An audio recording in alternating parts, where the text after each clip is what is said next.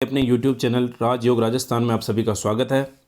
आज हम देखेंगे राजस्थान में जन कल्याणकारी जो प्रमुख योजनाएं हैं, इसका पार्ट 1 पहले हो गया है, अब पार्ट 2 है। नेक्स्ट जो बची हुई जो महत्वपूर्ण जन कल्याणकारी योजनाएं हैं वो देखेंगे। अगर आपने पहले का पार्ट नहीं देखा है तो पहले उसको भी ज़रूर देखिएगा। तो क्लास को शुरू करते हैं हम। तो पहले वाली जो क्लास है उसमें हमने मिशन बुनियाद तक यहाँ तक देख लिया था। तो अब नेक्स्ट जो इसका है वो है राजीव गांधी जल संचय योजना। राजीव गांधी जल संचय जो योजना है, राजीव गांधी जल संचय योजना का द्वितीय चरण है, ये है 7 सितंबर को राज्य सरकार ने एक आदेश जारी कर राजीव गांधी जल संचय योजना के द्वितीय चरण को प्रारंभ करने का निर्णय लिया है। कब लिया है? तो 7 सितंबर को। और द्वितीय चरण की जो कार्य अवधि है वो 2 वर्ष की रहेगी, याद रखिएगा दोस्तों। और इसके प्रभावी क्रियान्वयन एवं मॉनिटरिंग के लिए राज्य, जिला और ब्लॉक स्तर पर समितियों का गठन किया गया है। और इसके साथ ही कार्य योजना के प्रचार प्रसार हेतु ग्राम पंचायत स्तरीय कार्यकारी समिति का गठन भी किया गया है। प्रशासनिक विभाग जो है इसमें वो ग्रामीण विकास एवं पंचायत राज विभाग जो है वो इसकी प्रशासनिक देखरेख कर रहा है। और नोडल विभाग जो है वो जल ग्रहण विकास एवं भू संरक्षण विभाग, इसका जो है वो नोडल विभाग है। और इसका जो अधिकारी है वो नोडल अधिकारी जो है वो जिला कलेक्टर है। और द्वितीय चरण में राजस्थान की जो 352 पंचायत समितियों के लगभग 4500 गांवों को इस योजना में अभियान में शामिल किया गया। याद रखिएगा, जो सेकंड जो चरण है उसमें 352 पंचायत समिति और 4500 गांवों को इस अभियान में शामिल कर लिया गया है। और इसी से राज्य में वर्षा जल का अधिकतम संरक्षण एवं उपलब्ध जल का न्यायोचित उपयोग करने हेतु 20 अगस्त 2019 को राजीव गांधी जल संचय योजना की शुरुआत की गई थी। नेक्स्ट जो है मुख्यमंत्री शिक्षक एवं प्रहरी आवासीय योजना। 8 सितंबर 2022 को नगरीय विकास एवं आवासन मंत्री शांति धारीवाल ने जयपुर के प्रताप नगर के सेक्टर 26 में मुख्यमंत्री शिक्षक एवं प्रहरी आवासीय योजना का लोकार्पण किया। इसका जो उद्देश्य है शिक्षकों तथा पुलिस जवानों को रियायती दरों पर आवास सुविधा है वो उपलब्ध कराना है, शिक्षकों को और पुलिस के जवानों को। नेक्स्ट जो क्वेश्चन है वो है टॉपिक है इंदिरा गांधी शहरी रोजगार गारंटी योजना। ये बहुत ही पॉपुलर है, ट्रेंडिंग में है, अभी नई योजना ही है। बजट घोषणा 22-23 में इसकी घोषणा हुई थी। और 9 सितंबर 2022 को मुख्यमंत्री अशोक गहलोत ने जयपुर के टनल चौराहा स्थित अंबेडकर भवन में इंदिरा गांधी शहरी रोजगार गारंटी योजना का शुभारंभ किया था। मुख्यमंत्री गहलोत ने आगरा रोड स्थित 18वीं शताब्दी में निर्मित ऐतिहासिक खानिया की बावड़ी में करनी चलाकर योजना का शुभारंभ किया है। और इस योजना को महात्मा गांधी राष्ट्रीय ग्रामीण रोजगार गारंटी अधिनियम नरेगा से प्रभावित होकर शुरू किया गया है। जो गांव में चलती है नरेगा, उसके तहत इसको उससे ही प्रभावित होकर इस योजना को शुरू किया गया है।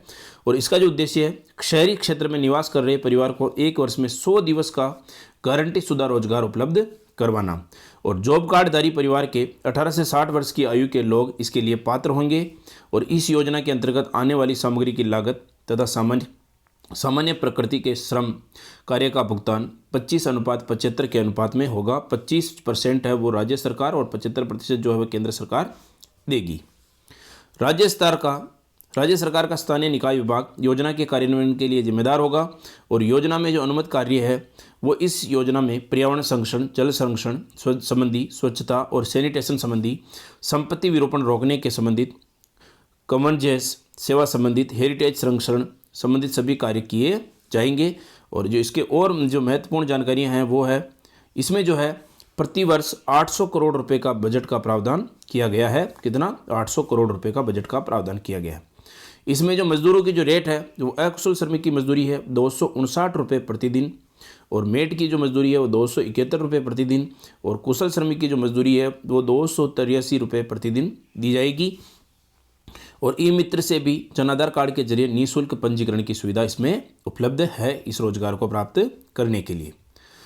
नेक्स्ट, राजस्थान की पहली हस्तशिल्प नीति और राजस्थान MSME नीति 2022 जो जारी की गई है वो 17 सितंबर 2022 को MSME दिवस के अवसर पर उद्योग एवं वाणिज्य मंत्री शकुंतला रावत ने राजस्थान की पहली हस्तशिल्प नीति और राजस्थान की MSME नीति 2022 जारी की है। और राजस्थान हस्तशिल्प नीति 2022 जारी करने वाला देश का तीसरा राज्य बन गया है।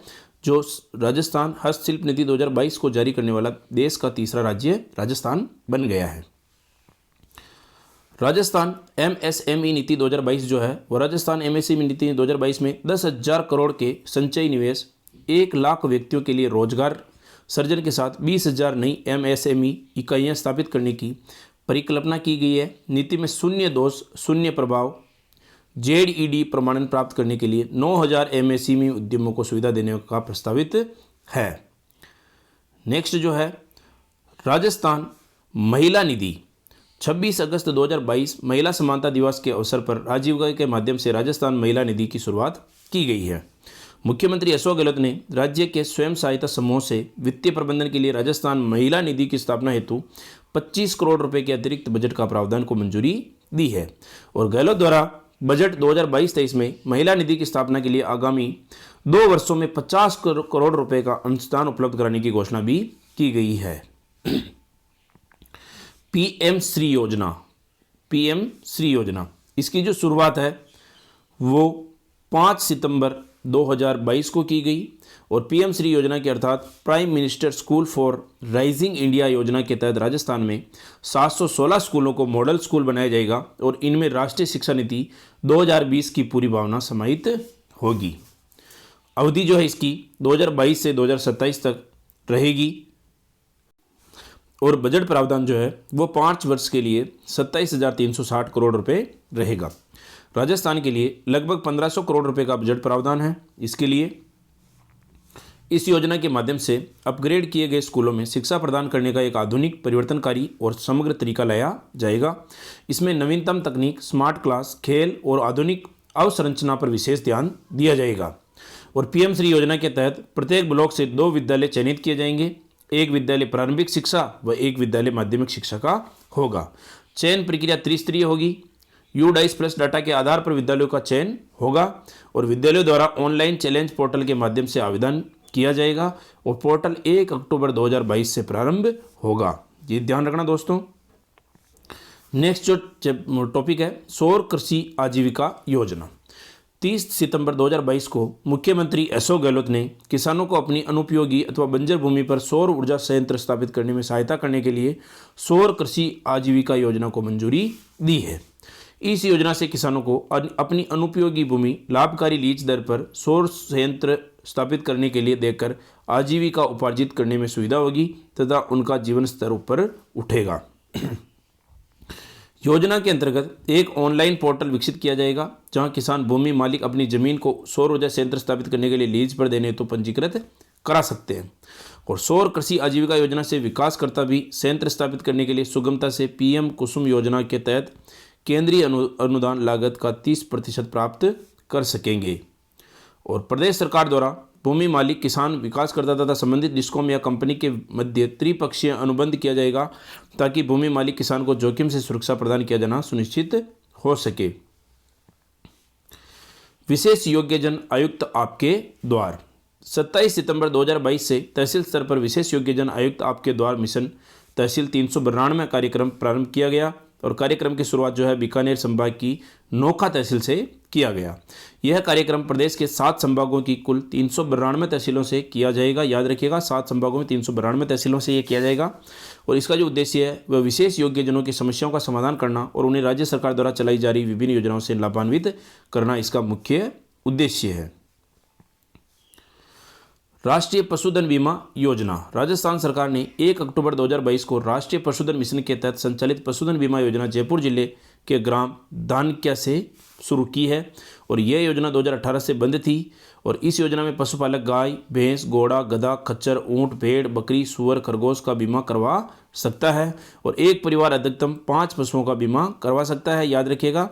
और BPL, SC, ST पशुपालकों को प्रीमियम का 70% अंश केंद्र व राज्य सरकार द्वारा 30% का व्यय पशुपालक द्वारा होगा। इसमें 70% जो है वो सरकार देगी और 30% पशुपालक देकर इसका बीमा करवा सकता है।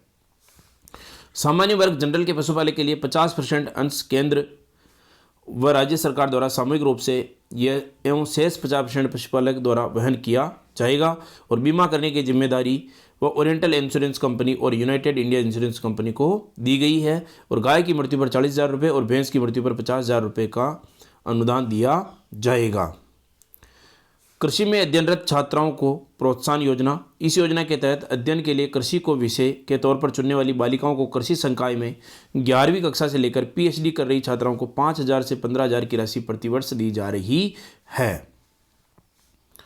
राजस्थान इन्वेस्टमेंट प्रमोशन स्कीम 2022 जो रिप्स 2022 है, मुख्यमंत्री अशोक गहलोत ने इन्वेस्टमेंट राजस्थान समिट जो 7-8 अक्टूबर 2022 के दौरान Rajasthan investment promotion scheme 2022 RIPS 2022 launch की है और इसके अंतर्गत राज्य में व्यापक स्तर पर रोजगार सृजित करने वाले अनुसूचित जनजाति जाति के उत्थान में योगदान देने वाले तथा क्षेत्र के विकास में उत्कृष्ट कार्य करने वाले उद्योगों को प्रोत्साहन दिया जाएगा।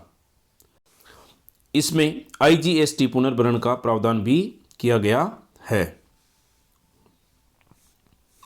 रिको एमनेस्टी स्कीम 2022 इस योजना के तहत सेवा शुल्क एवं किराए की राशि एक मुश्त जमा कराने पर ब्याज में 100% छूट दी जाती है।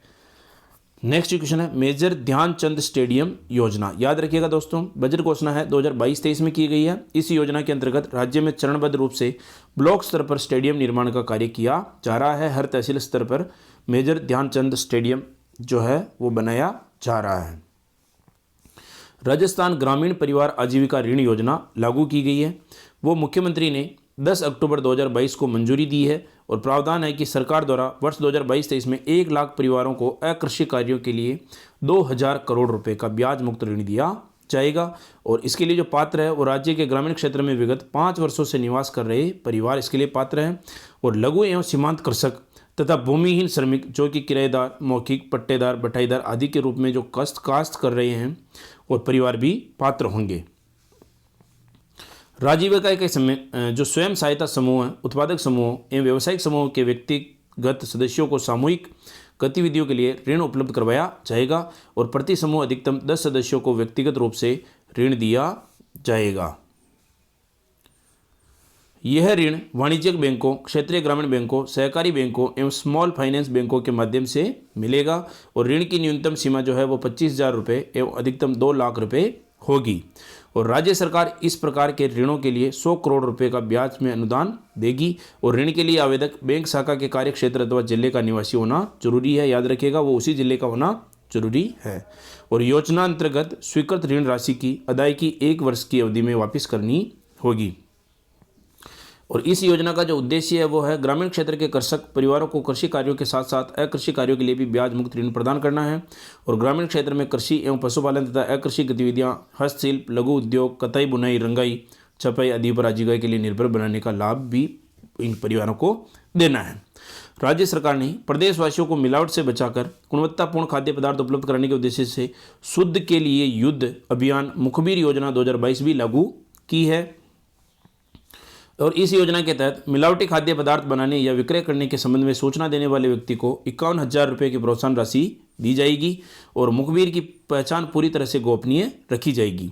जो टोल फ्री नंबर है वो 181-181 पर यह सूचना की जा सकती है और उल्लेखनीय है कि मुख्यमंत्री की बजट घोषणा की पालना में 1 जनवरी 2022 से शुद्ध के लिए युद्ध अभियान एक फ्लैगशिप योजना के रूप में चलाया जा रहा है। इसको याद रखिएगा, शुद्ध के लिए युद्ध अभियान जो है वो फ्लैगशिप योजना के रूप में भी इसको चलाया जा रहा है।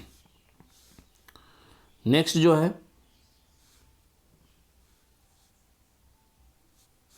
राजीव गांधी किसान बीज उपहार योजना जो रबी 2022-23 के लिए राजीव गांधी किसान बीज उपहार योजना राजस्थान राज्य बीज निगम द्वारा ये योजना शुरू की गई है और 22 अक्टूबर 2022 से ये शुरू की गई। इसमें बजट है वो 4 करोड़ रुपए हैं और राजस्थान राज्य बीज निगम के जो अध्यक्ष है वो धीरज गुज्जर है।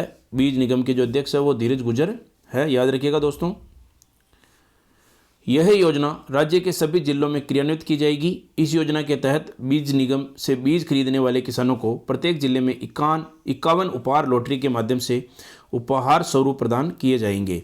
प्रत्येक जिले में एक प्रथम उपहार स्वरूप एक ट्रैक्टर दिया जाएगा और द्वितीय उपहार स्वरूप 20 battery operated knapsack sprayer machine भी दी जाएगी और तृतीय उपहार स्वरूप 30 किसान टॉर्च का लॉटरी से चयन कर उपहार किसानों को वितरित किए जाएंगे।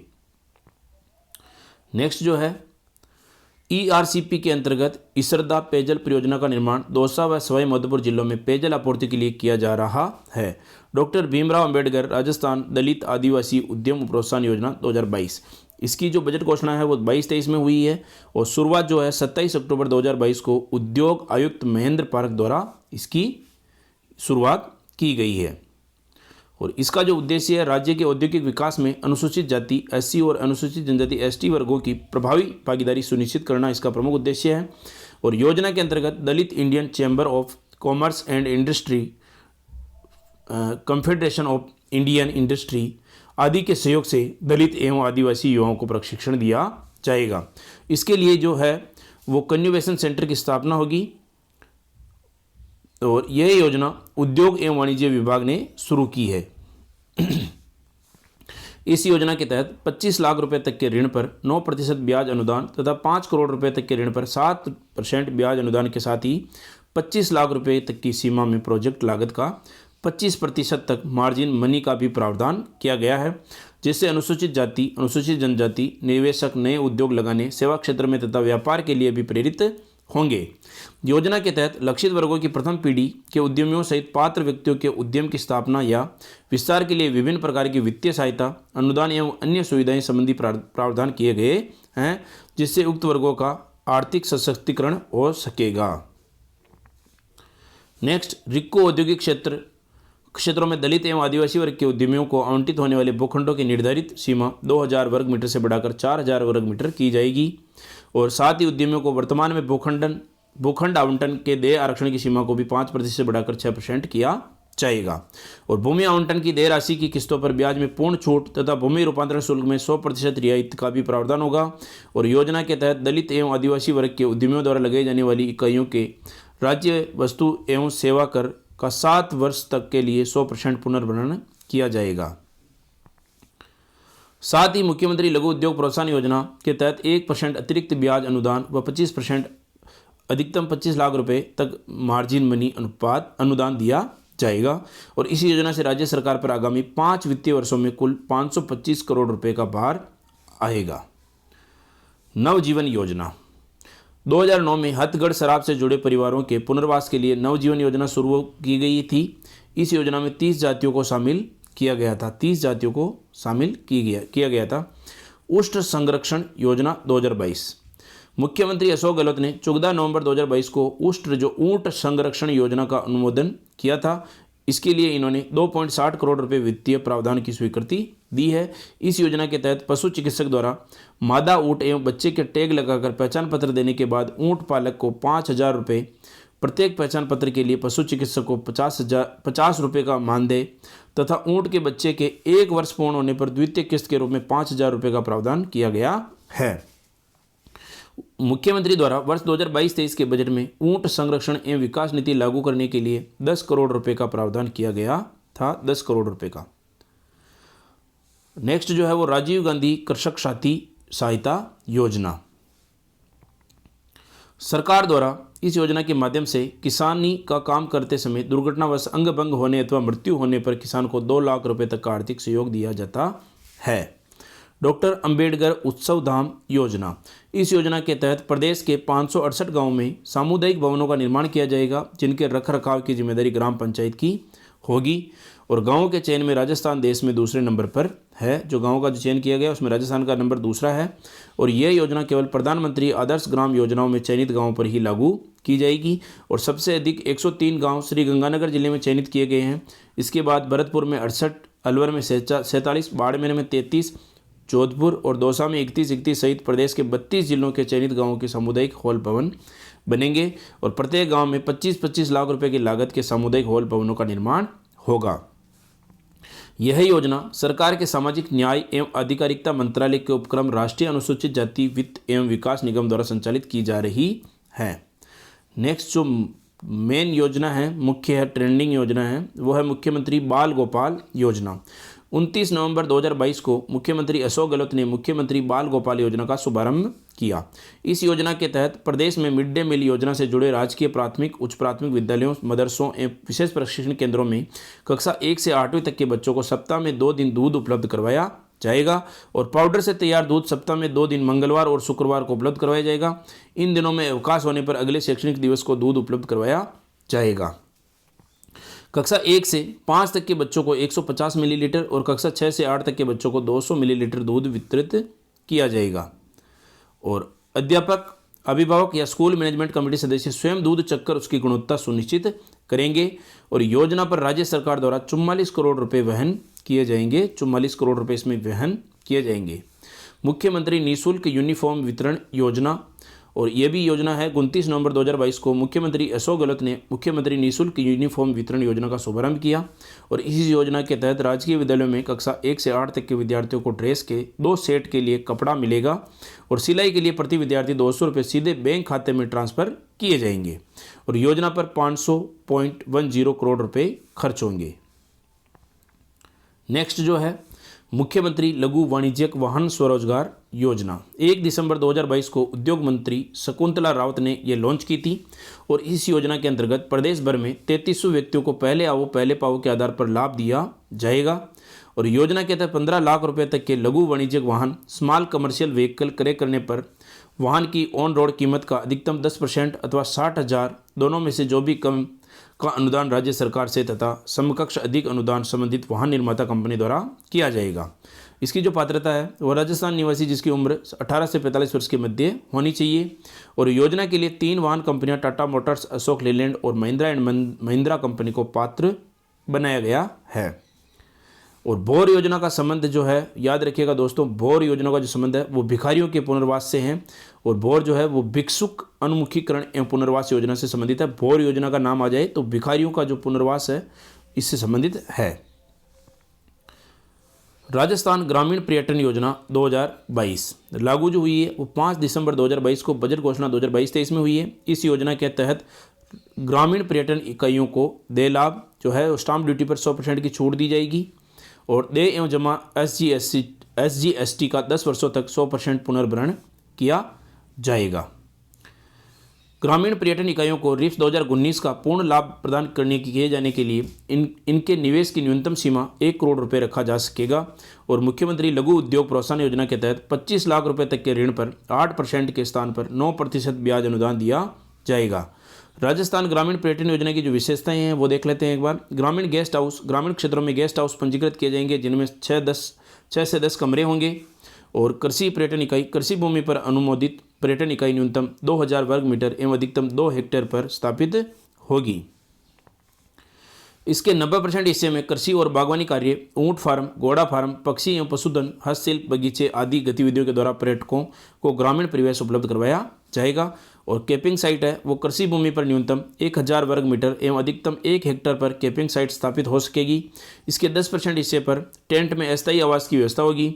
और शेष हिस्से में ऊंट फार्म, घोड़ा फार्म, पशुधन, बगीचे आदि गतिविधियाँ होगी। कैरावेन पार्क, कृषि भूमि पर न्यूनतम 1000 वर्ग मीटर एवं अधिकतम 1 हेक्टेयर पर कैरावेन पार्क स्थापित हो सकेगा। इस पर अतिथियों के वाहन पार्क किए जाने के बुनियादी सुविधाओं का विकास होगा।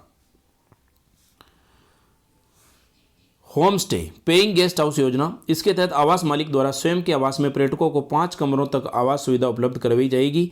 और ग्रामीण पर्यटन इकाइयों के लिए 15 फीट चौड़ी सड़क होना आवश्यक है।